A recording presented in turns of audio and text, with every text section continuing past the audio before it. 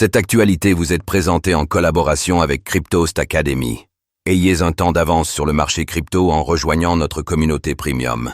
Crypto en France. Le résumé complet d'avril 2025 dans l'écosystème blockchain. Avec son écosystème dynamique et innovant, la France est un réservoir à talent dans l'écosystème crypto. Pour mettre celui-ci en lumière, partons pour un tour d'horizon des actualités qui ont marqué le mois d'avril, parmi les acteurs locaux qui participent chacun à la révolution blockchain.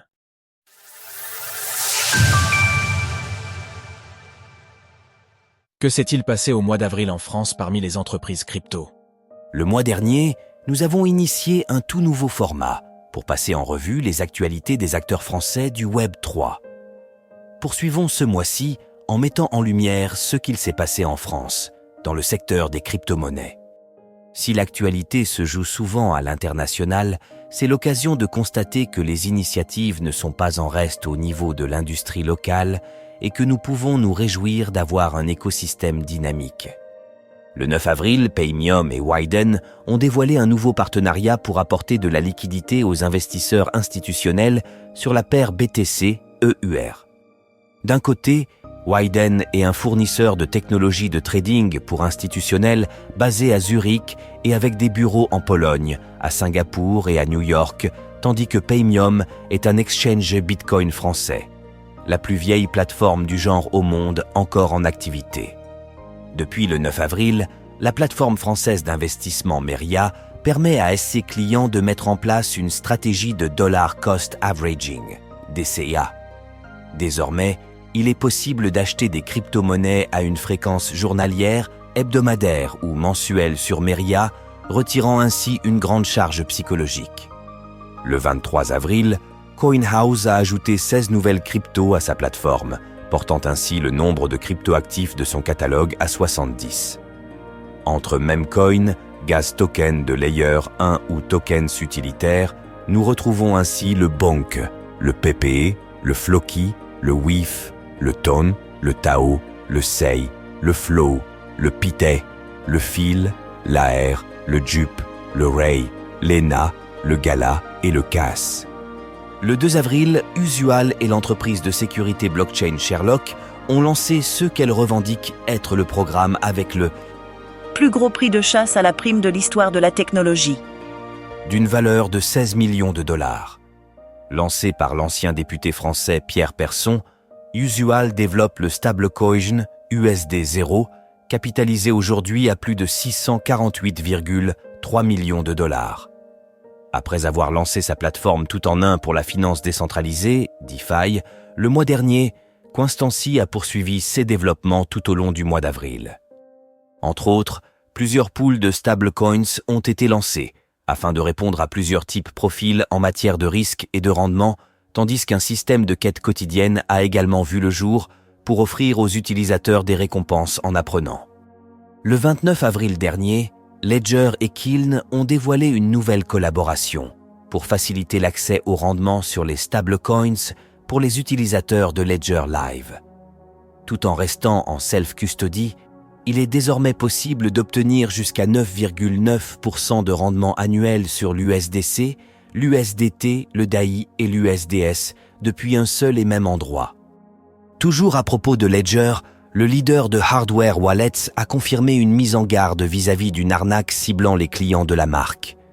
En effet, vous pourriez peut-être recevoir un courrier de phishing dans votre boîte aux lettres, dans lequel l'auteur se fait passer pour Ledger, en vous demandant de renseigner vos 24 mots de récupération via un QR code pour une prétendue faille de sécurité.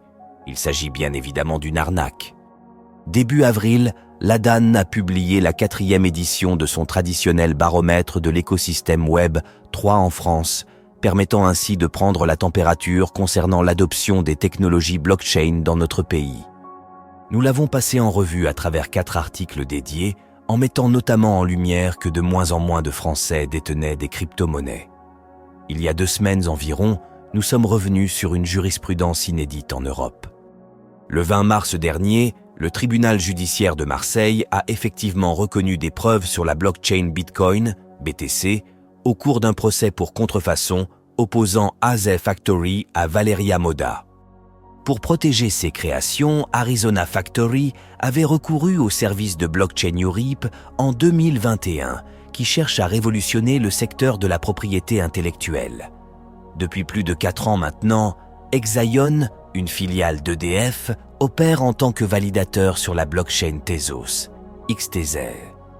Depuis le 9 avril, l'entreprise a également étendu ses opérations à Etherlink, un layer 2 du réseau présentant la particularité d'être compatible avec l'Ethereum Virtual Machine, EVM.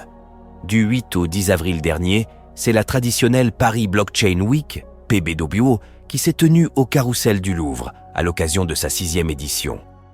Plus de 420 speakers et plus de 10 000 étaient attendus. Et le rendez-vous de l'année prochaine est d'ores et déjà fixé, le 14 et 16 avril 2026.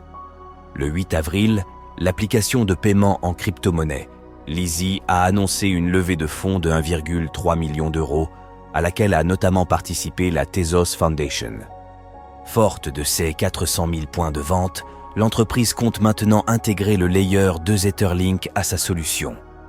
Le 17 avril, Bpifrance a annoncé avoir investi dans le fonds euro-tokenisé de Spico.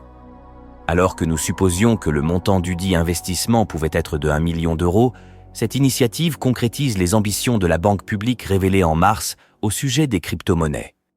À la fin du mois, Cube3 a clos les candidatures pour Spotlight, sa prochaine cérémonie de sélection de projets Web 3 à incuber, qui se tiendra le 14 mai prochain.